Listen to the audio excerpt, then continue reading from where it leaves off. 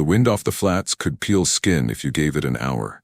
It had taken 7 nights from the ice shelf to the outpost, and by the last morning the wind had learned her name from how often it threw it back at her.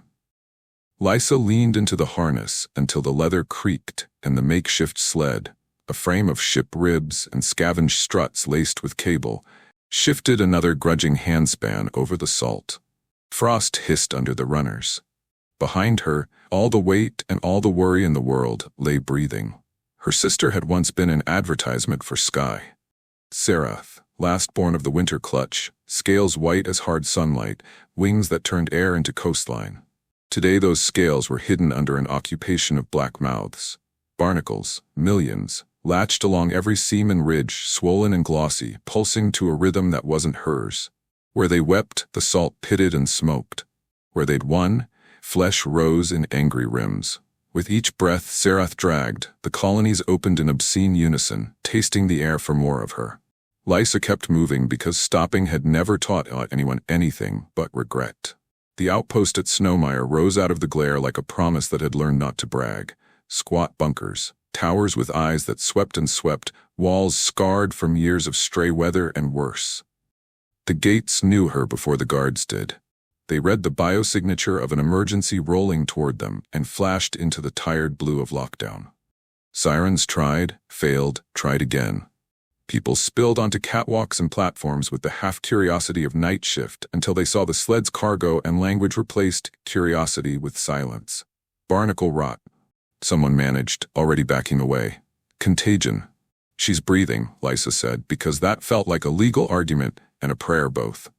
Her voice didn't carry. The wind took it and made it sound smaller than she was. 2 figures in sealed suits set pikes in the salt and crossed them as if the metal could persuade a promise to turn around. Lysa dug her heels in and stopped because she had to breathe, then lifted her head, bared her teeth the way hatchlings do at gulls, and shouted through raw lungs, "I need the human."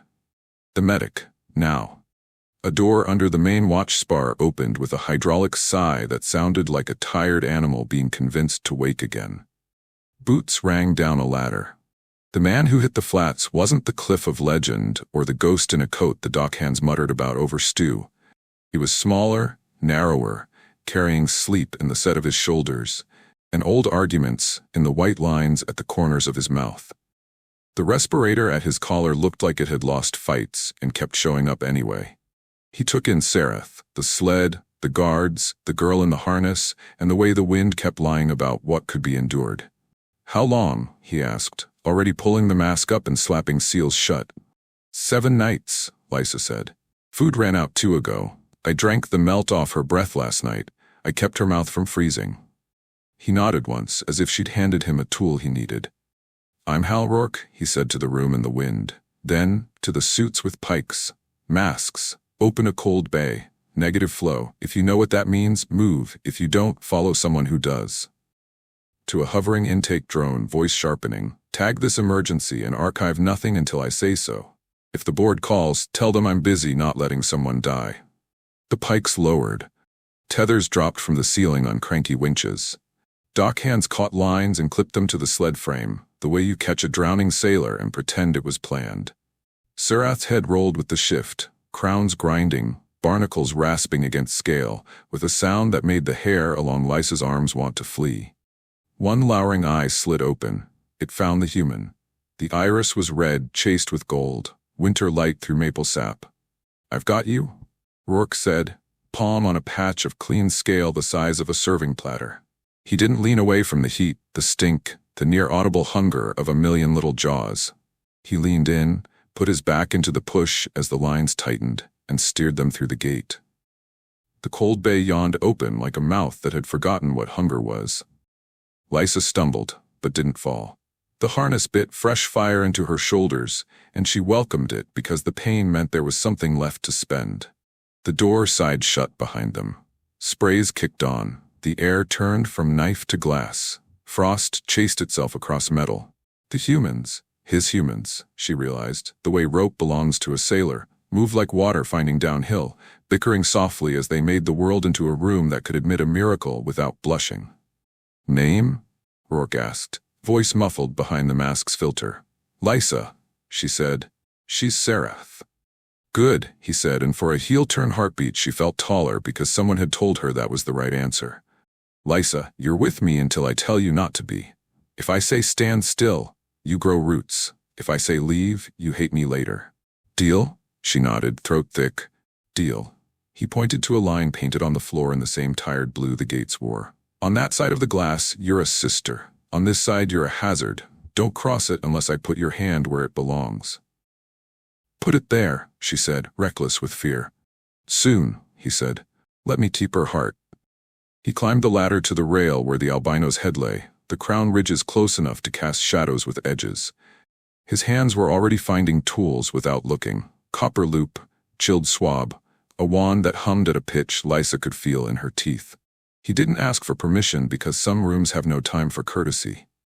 Breathe, Serath, he said, and even through the mask his voice found a register Lysa had heard only in storm caves, low, persuasive, the tone adults used to talk weather into passing by.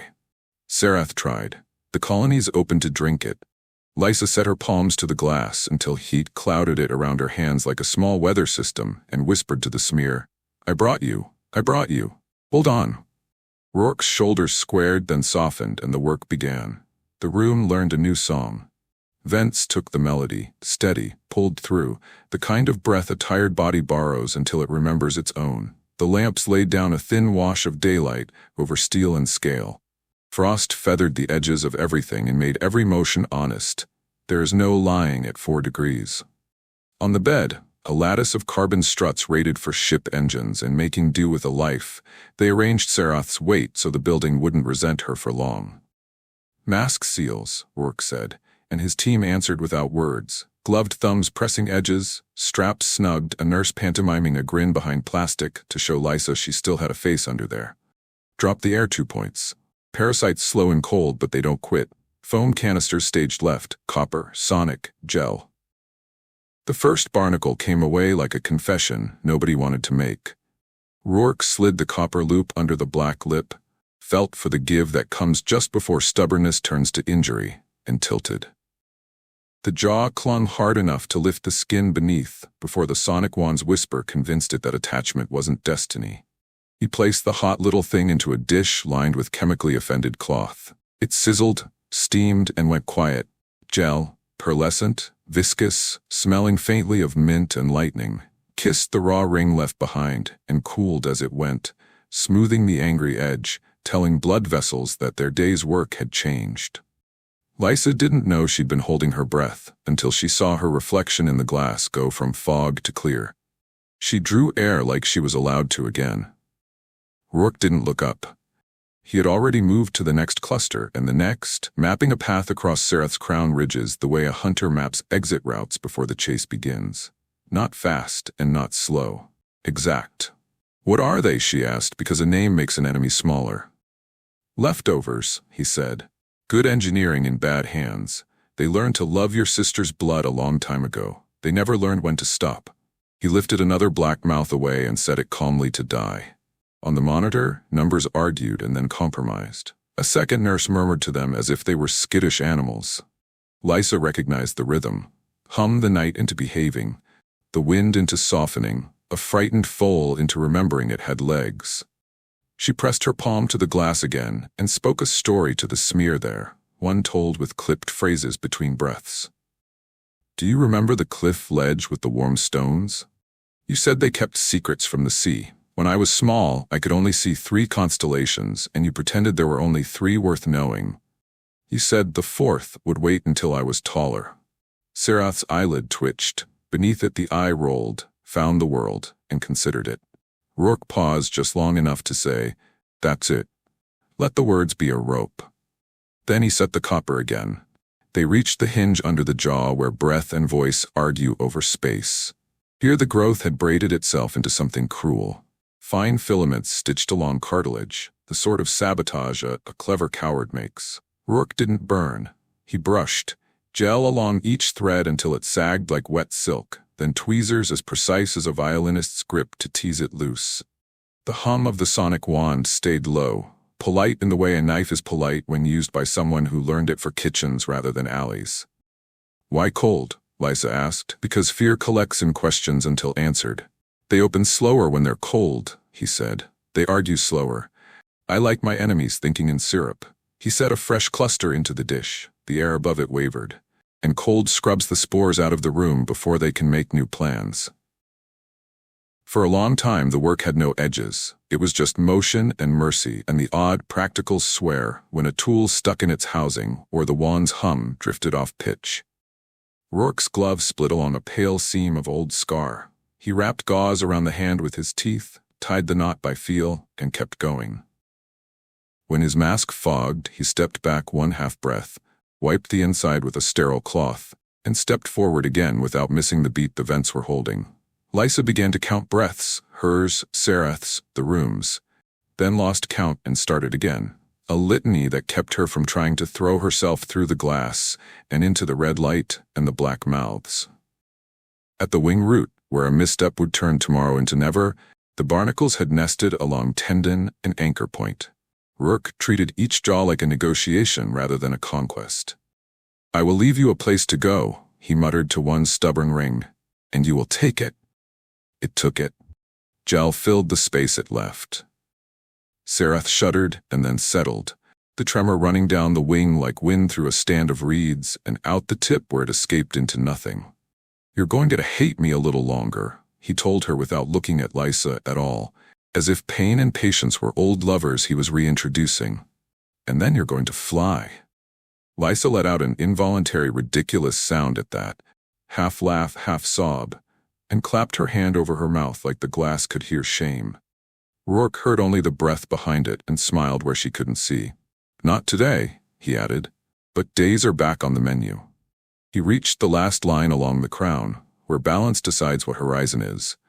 The barnacles there had eaten into memory as much as flesh. When he pried the first away, Lysa felt a pressure leave her own head, a headache she hadn't known she'd been carrying for days. He took the final jaw with emotion so gentle it looked like an apology. The tray steamed. The gels shone. The numbers on the monitor quit screaming and learned to speak in sentences again. Rourke set his palms scarred, clean, warm against the plate between Sereth's eyes and spoke so softly, Lysa had to lean into the glass to steal it. In, he said. Out. He didn't say please. He didn't have to. Sereth answered. The inhale was ragged. The exhale wanted to be a cough and decided against it. The third breath remembered what a third breath should be, and the vents sang along in a key Lysa would recognize forever after as relief. Good, he said, and stepped back for the first time as if admitting the room into the circle he'd drawn around the three of them. 5-minute pause. Lysa didn't wait for permission she didn't need. She lifted her hands from the glass, leaving 2 clear ovals where he'd had been, and pressed her forehead to the cool between them. I'm here, she told her sister. Unoriginal as weather and exactly as necessary. I'm here. Keep breathing. On the other side of the barrier, Hal Rourke flexed his bandaged hand once, rolled his shoulders like a man remembering he shared a spine with his neck, and reached for the next tool. The work had not finished. It had only become possible. Night fell like a weight, and the cold bay held it up. The vents kept their river steady, the lamps their thin winter, and still the room felt crowded. Not with people, but with the decision being made 1 inch of scale at a time. Most of the black mouths were gone. The dishes along the rail steamed with their small defeats. What remained hid where pain likes to bargain. Under the jaw and down into the throat, a dark knot threaded through the tiny muscles that let a body make sound. Rourke stood at the hinge with the patience of a man who knows haste is just another word for loss. He brushed gel into seams invisible to anyone who didn't make a living finding them. The knot did not shriek, it tightened. Monitors shifted a half-step toward panic and then thought better of it. Lysa watched from her square of glass, breath fogging and clearing in a rhythm that matched the vents more than her own heart. It's in the voice, Rourke said, almost to himself. Of course it is. He set the sonic wand down and touched the plates lightly with his bare fingertips, glove off, skin to scale, the old surgeon's superstition that some problems will tell you their names if you ask without a barrier. His hand didn't shake. He leaned to Lysa's intercom and kept his voice low enough to travel through bone. Your songs, he said. The ones from the cliff ledge, the 3 constellations you promised her, and the 4th you kept. Lysa blinked, startled at being handed a tool that wasn't sharp. Her throat had been scraped raw by weather and worry, but the notes lived deeper than that. She pressed her forehead to the seam in the double pane and hummed the line her mother had taught them to make winter gentler. A sound like wind inside a hollow wing. The note vibrated in her teeth and the glass and the steel and finally, faintly, under Rourke's palm. "Good," he murmured. He lifted the sonic wand again, tuned the pitch with his thumb until the wand's hum fell into step with Lysa's, and set it to the edge of the knot. Gel gleamed along the black fibers. The dark mass quivered, insulted by harmony. "Serath," Lysa whispered to the smear of her breath, "remember how we stole thunder by humming back at it?" The dragon answered, not with voice, not yet, but with the smallest voluntary opening of the throat. The monitors recognized intention and moderated their panic to curiosity. Rourke kept the wand steady. He breathed with the vents, with Lysa, with the vast body thinking itself through a trap. Under the wand, the adhesive proteins began to forget their orders. The knot loosened a hair, then another. It tried one last trick. The mass tightened around a nerve and yanked. Serath's entire frame tensed so hard the carbon lattice sang. Alarms jumped like startled birds. A crack spidered across the upper pane, thin as a hair, bright as a blade. Lysa flinched backward and came forward again in the same second, palms flat, eyes hungry for the next breath. Rourke didn't move his hand. He let the tremor pass through him to ground. "Ride it," he said, and smiled without showing teeth. "Stubborn is a language I speak." The gel took the hint. Cold thinned its patience just enough. Lysa's hum found the right harmonic. The wand's resonance persuaded instead of bullied. The dark knot let go of the nerve like a fist persuaded. Grudgingly, with dignity, but undeniably. Rourke eased tweezers under the loosened edge and drew the thing into the dish in one slow, continuous motion, the way a fisherman brings a net in without tearing it on the pier. The aftermath was quiet first. Quiet like frost, like the last echo gone from a cave. Then it filled with small, honest noises. Monitors finding manners. The nurse's exhale becoming a laugh she pretended not to have. Lysa's shoulders dropping as if someone had taken a sack of salt from them without asking. Rourke flooded the raw place with a thin film of gel and watched it go from furious to merely wounded. "Can she speak?" Lysa asked, barely above air. "Not if she wants me to like her," Rourke said, "but she can breathe." And Serath did. In. The room tilted toward her. Out. It righted. The third breath opened something far away, the way ice on a river lets go in a single complex sigh. Her eye, when it came open, was all winter light and something else, attention. It found Lysa at the glass and held there. Lysa didn't try words. She settled for pressing both hands to the pane like she could make the distance small by will alone. 5 minutes, Rourke said, because somebody has to count. He stripped a glove, set his palm to the clean plate between the crown ridges, and let the thrum of a living thing returning to itself climb into his bones. He took the weight of it for exactly as long as he could, then stepped back into the work of keeping miracles from wandering off. The straps stayed. Pride tested them and sulked. Rourke narrowed his eyes at both. Serath closed hers again, not in collapse, but in the indulgent sleep of someone who has stopped negotiating with pain. The bay's cold softened 1 degree, the vents eased their river to a gentler current. Lysa slid down the glass and sat on the floor without taking her hands away from the clear ovals she'd made. On the rail, the last dish quit steaming. Morning found the crack in the upper pane and turned it into a line of light. By noon, rumors had outrun the vents. The board sent a carrier that blocked 1/10 of the sky and pretended it was weather. Security poured into corridors still slick with melted frost. They approached the cold bay in careful, rehearsed steps, the way men walk into rooms that have already decided to dislike them. Rourke met them at the threshold with clean hands and a face that did not invite speeches. Dr. Hal Varon Rourke, the lead officer recited, as if reading his name would make it less inconvenient. You are to be held for review under BioAct 49, unsanctioned cross-species procedures, potential escalation of pathogenic risk, breach of quarantine authority. Rourke said, as if testing a spoonful of soup he wasn't sure about. She's sleeping. If you wake her for paperwork, I'll hand you your own lungs. The officer, to his credit, looked through the glass before answering. Sarath lay in a geometry of straps that told anyone with eyes that pride lived here and had agreed temporarily to diplomacy. Her breathing was even enough to teach. Frost had lost its authority along the walls where warmer air licked. The gel on the raw seams shone like thin ice over clean water. "We don't intend to disturb the patient." The officer lied, which at least acknowledged there was a patient and not a weapon on the table. "The tribunal will convene in 1 hour. "Convenient," Rourke said. "I can give you 40 minutes. After that, I have to be back to keep a promise." Lysa's hand found his sleeve before he stepped away from the glass.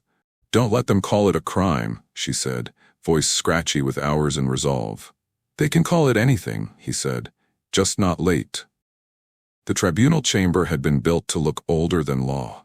Columns, a dome, an echo designed to flatter voices and make truth sound heavier than they felt. Lysa stood at the back because someone had said family, with the measured tone that meant not permitted, and she had recognized a different fight when she heard it. She stood anyway, fingers pressed white around the rail, eyes on the man in the torn coat who refused to straighten his mask strap for the sake of a photograph. The advocate spoke first with all the polished sorrow of a professional mourner who expects to be paid by the hour. She mentioned protocols, precedents, pathogen models, the duty to the many over the one. She did not say the word sister. She did not say the word winter. She said containment until the echo got bored. When invited to respond, Rourke didn't move to the lectern. He stayed where he was and used the voice he used in rooms that smelled like antiseptic and fear. "I had a dying dragon, and the hours it would take to ask your permission," he said. "I chose the dragon. If the model you're using can't accommodate that choice, the model is wrong. Fix it." "Your gel contained human biological material," the advocate said, delighted to find a blade she trusted. "Do you confess to altering an alien genome?" Rourke lifted an eyebrow that had survived worse lines of inquiry. "No. I confess to introducing a harmless set of commensals to a glue that was very proud of itself. The only thing I altered was an adhesive's opinion about permanence." A ripple of something unhelpful, amusement, relief, moved through the gallery. The presiding counselor rapped the rail once with an old gavel that had been borrowed for the occasion and never returned. "Order," he said, as if the word had anything to do with the day. Lysa didn't hear the rest clearly because the chamber changed around her. Not sound. Pressure. The way a room learns it is part of a larger body. Heads tilted. All the faces turned at once toward the high window that made a virtue of the thin sunlight. Something enormous passed across it, not blocking the light so much as editing it. Frost bloomed along the frame and vanished as quickly as breath on glass. They did not bring Sarath inside. She would not fit, and more importantly, she did not belong here. She came to the mouth of the chamber and put her eye to the opening, the iris filling a quarter of the sky. The glass did not break. It remembered it was a lens and behaved. Lysa's breath left her an emotion that felt like flying while standing still. The counselors forgot their scripts. People are very old animals, and some truths reach them faster than law. The presiding counselor, who had a granddaughter who drew dragons on the backs of agendas, leaned forward without meaning to. Lysa found her voice where the wind had left it. "She says." And now the room learned the function of family, that fear made 1,000 mouths on her and one pair of hands undid them. "She says if you punish those hands, she will take her pack to skies that don't know your names. She says she will not threaten. She will simply be absent." On the far wall, a screen meant for procedural exhibits flickered alive with a feed no one had cued. A clinic on a cliffside showed a gray patriarch breathing without rattles, while a child counted his ribs in wonder. A jungle nest showed hatchlings blinking clean lids where black film had been. A dock beam showed a ferry handing buckets across to fishermen who handled them like bread. Someone in the control room had decided to stop being careful about optics. Rourke didn't turn to look. He kept his eyes on the bench of people who had turned days into meetings for so long it looked like a job. "I sent the method to anyone who asked, and several who didn't. You can help scale it, or you can explain to your grandchildren why you chose to slow it down." Silence did that trick. It does sometimes, where it becomes very useful. The presiding counselor set the gavel down as if it had become heavy and rubbed the heel of his hand over his brow. When he spoke, it was in the voice of a man who has made and unmade many errors and expects to make a few more before he lays the job down. Detainment lifted, he said. Proceed with treatment. Share the process with our bureau and with any clinic that requests it.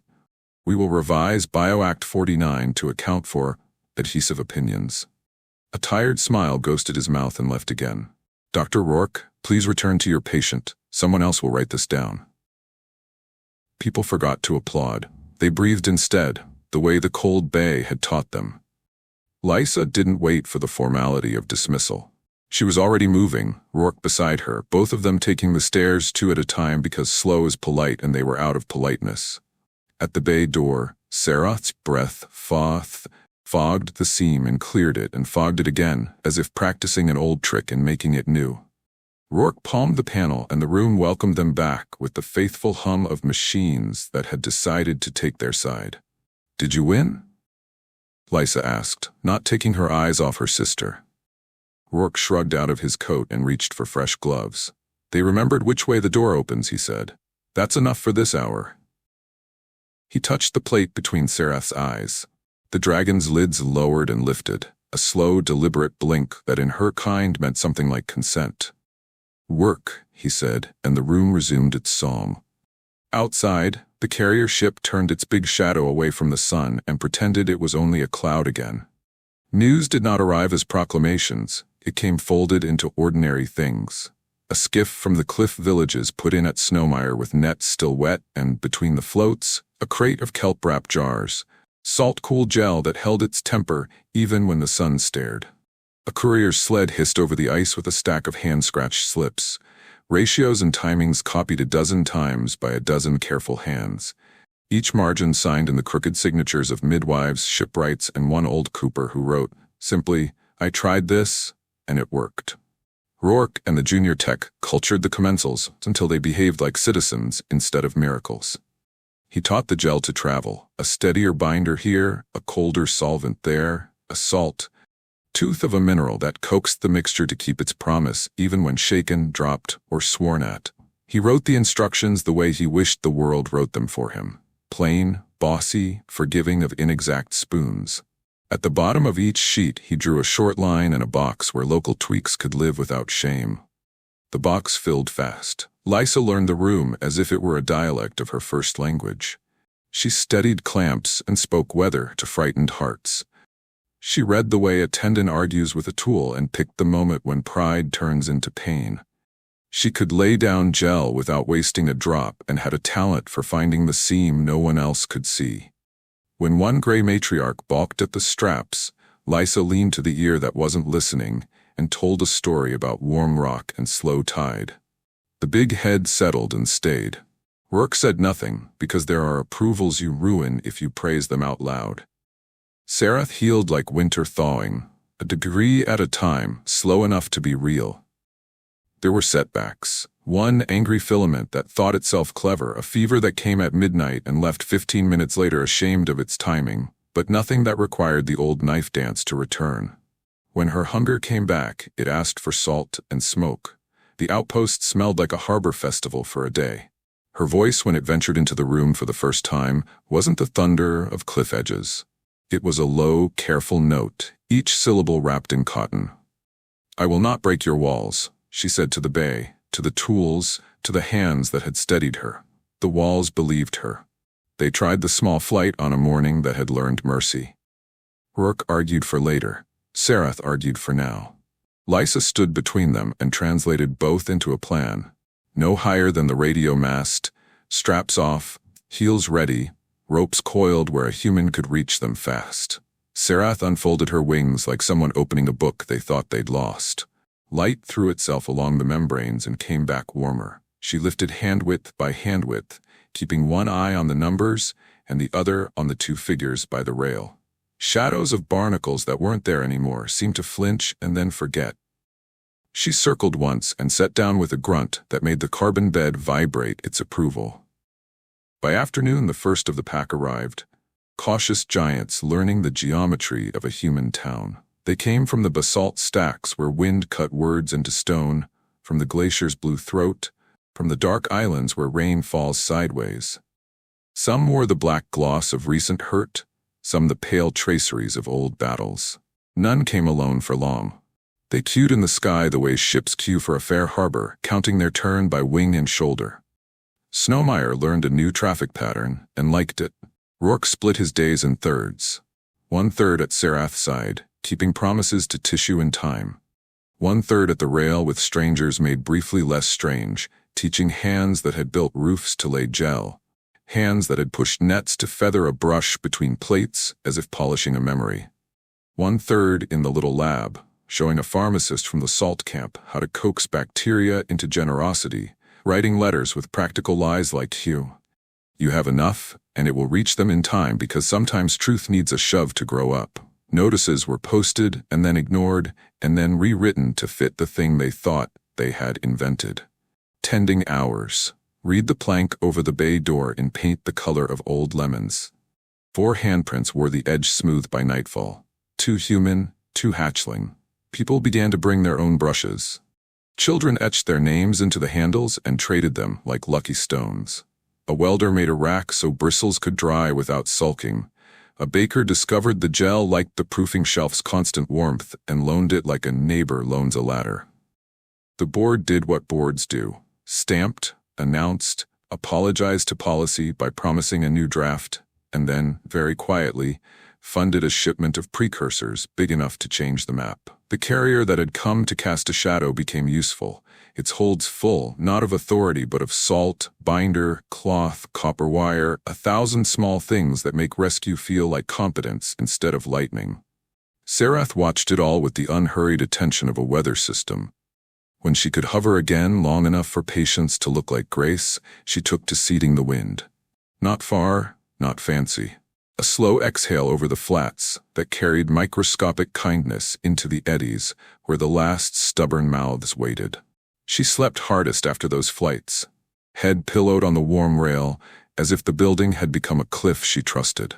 At the end of the second week, a winterborn whose hide still held the sheen of youth rolled from the sky like a dropped coin and landed in a sprawl of feet and apologies.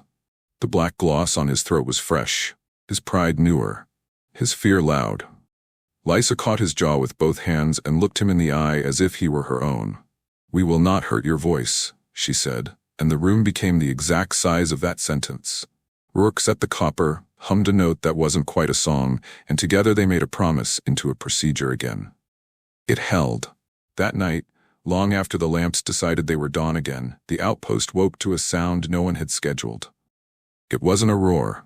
It was a long, low chord that started in Serath's chest and traveled into stone, ladders, mugs on shelves, the metal bones of the bay, and the places behind ribs where names live. One by one, as if a message had arrived without words, the pack out over the flats answered with the same note. Snowmeyer held it, and for the first time in anyone's memory, the wind fell still to listen. They did not set a date, but the sky kept one. At dawn, the cold, clear blue over Snowmeyer went strange and bright, as if someone had polished it from the other side. Relay towers blinked in no code anyone knew, gulls rose and forgot to argue. People came out of rooms with steam on their hands and sleep in their hair. The bay had a feel to it, an alertness that wasn't worry, a quiet that wasn't absence. They arrived from every compass. White on white, slate on snow, iridescence where ice had learned a little vanity. The pack flew in arcs that braided and unbraided themselves without the bossiness of choreography. They held altitude like a vow. Frost crystals lifted from roofs in their wake and spun in the early light like someone had split a star and shaken it over town. Serath did not lead. She set a rhythm and left the center open. Others filled it. An elder with a scar like a river delta across her jaw. A reef-born with a finned tail that made the air remember water. A youngster wearing the first fine line where a barnacle had been and now wasn't. They spiraled wider until the town fit inside their idea of a circle. Then, in a decision that felt less like agreement and more like instinct, they folded their wings and came down. Snowmeyer learned how much ground is required for gratitude at scale. Streets became runways soft with sand, roofs stepstones for claws, the square a hushing place of breath and steam. Rourke stood on the service stair with Lysa and the night nurse and a dozen people who had discovered they were better at this than they'd believed. He had wiped his hands on a towel because ceremony ought not stain what might be needed in 5 minutes. Serath stepped aside and lowered her head to the level of the platform, not as an order for attention but as a suggestion for perspective. "Human," she said, voice no longer wrapped in cotton, "we bring you a thing we have no word for." She looked to her tin. A rustle of wings like books closing answered. "We call it making small. We do it rarely. We do it when we wish to show that above and below are games we play, not truths we serve." The pack moved as one organism. Each dragon bent at the hinge between crown and neck until the plates aligned with the horizon. Long bodies arched, foreclaws tucked, bellies a breath above the ice. The posture changed the town's shape. Towers felt taller. People felt the weight of their own standing, and for once did not use it to pretend to be large. Somewhere a child laughed, not at the dragons, but at the astonishment of seeing anything so vast choose to fit. Rourke didn't bow back. He did the tick of a nod. A medic gives a family when numbers turn toward morning. He put his palm to the warm seam on Serath's crown, because that had become their punctuation mark. The pack held for a long breath, then another, and on the third, as if honoring a rule the wind had written on the day, they rose. There were gifts the way weather has gifts, made of what was at hand, honest about their limits. A fisher laid a coil of bright rope on the dock with a note that said, "It will not freeze." A mason brought a chisel and left it. "For when stone argues," she said, and Lysa took it, because doors and ledges both have opinions. A jeweler who had never made anything bigger than a wrist offered a band of meteoric iron folded thin and hammered by a hand that had been afraid to fail and failed beautifully anyway. The band was meant for no finger. Rourke slid it above the joint of his forearm where tools sit when you need them again in a breath. It hummed the way iron hums when it remembers falling. The pack's gift was nothing you could carry. They marked the lintel. One by one, each dragon, hatchling to matriarch, touched a claw to the beam over the bay door and pressed until the wood took the print. The marks weren't scratches. They were letters in a language that puts its verbs in the air. When the last claw came away, the beam read, "If you knew how to read it." Kept promise. The outpost learned to walk under that every morning and feel taller. A messenger elbowed through with a slate full of small, moving squares, feeds from far places that had learned to route themselves to whatever table Rourke stood near. A glacier camp showed a line of dragons, shoulder to shoulder along a crevasse, exhaling together until a bridge of softened ice became a road. A reef city sent a shot of a school of fish moving through clear water where black threads had drifted yesterday. Someone had written with seaweed on a pier, "Thank you," in letters that hid from the wind. A cliff ledge wept in pixels as an elder turned his head without the catch that had sounded like a bad hinge for a decade. "Enough," Rourke said softly, but the word didn't close anything. It opened a laugh in him he'd been rationing. The formal part, if anything that grew itself could be called formal, ended not with a speech, but with a job. A winterborn landed awkwardly near the loading bay, knees too loose, eyes too bright. His handler shouted apologies into his own sleeve. The young one had overflown his strength and was pretending not to notice. Lysa hopped the stair rail and met him halfway with a bowl of water and an order disguised as a question. "Here," she said, "sip, then you can show me how high you thought the mast was." The pack's attention eased from Rourke like a tide and followed the new problem to its proper scale. Gratitude is a feast, tending is breakfast. Serath bent closer, a small impossibility considering her size. "We have a custom," she said. "When storms blow through the nest and do not take anyone, we carve a notch in the cliff. We would carve yours, but your walls are young and thin." "Then don't," Rourke said. "Leave me the space." She huffed, amused, and lifted, white on white, until she was a bright absence against the blue. The pack took their cues from her, and rose not as a fleet, but as weather regaining altitude. At the apex of their climb, they turned their bellies to the sun and, one by one, dipped their crowns. The town learned that you can get used to anything, including being saluted by the sky, and still be surprised by it every time. The square emptied the way squares do when work remembers itself. Buckets needed refilling, and proofing shelves disputed their repurposing, and Vent 4 had found a new way to be disgruntled. The night nurse stole Rourke's mug and filled it with something that admitted to being tea. He took a swallow and grimaced and drank the rest because he had been taught to accept help in the form it came. On the lintel, the prints dried darker. Lysa stood under them long enough to choose a favorite, and then went back inside because a matriarch had sent word about a hinge with an opinion, and Serath had sent a look that meant, "I'm ready for the next small flight." Rourke paused at the threshold, touched the beam with 2 fingers like a man testing a pulse, and turned to the room that had become less a place than a habit worth keeping. He washed his hands. He dried them. He looked at Lysa, who had already pulled a tray, and at the tech, who was warming gel with the proud concentration of a baker judging a first rise, and at the door, which the wind had stopped trying to close. "Shift," he said, and the room answered by doing its part. Outside, the pack spread along the horizon like a sentence that does not need a period to be complete. Inside, a human medic set his palm to a warm seam and began again.